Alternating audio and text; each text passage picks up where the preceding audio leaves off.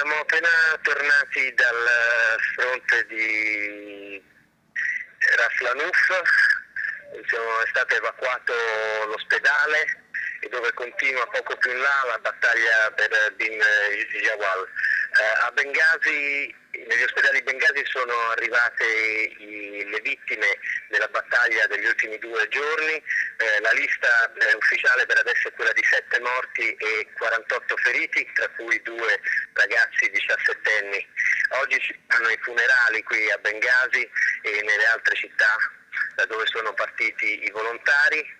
È una giornata di lutto, ma sarà anche una giornata di invocazioni alla battaglia. Al fronte, a Ras Lanuf, a circa oltre 300 km da Bengasi, l'ospedale, come dicevo, e anche l'hotel dei giornalisti è stato evacuato e dunque non si capisce esattamente bene le sorti di questo scontro, nel quale, dicono i volontari, le truppe di Gheddafi hanno utilizzato razzi e anche carri armati. Razzi di sicuro, perché ce ne hanno fatti vedere un paio portati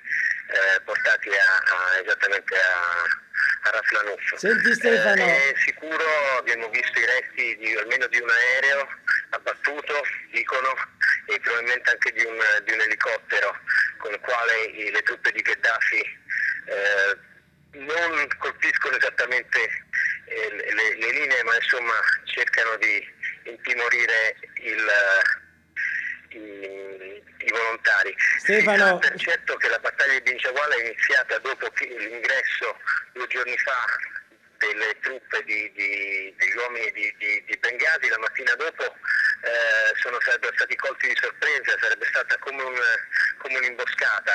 Si sono trovati sotto il fuoco incrociato e l'uso di armi pesanti come le Katiusce, che loro qui chiamano cavallette.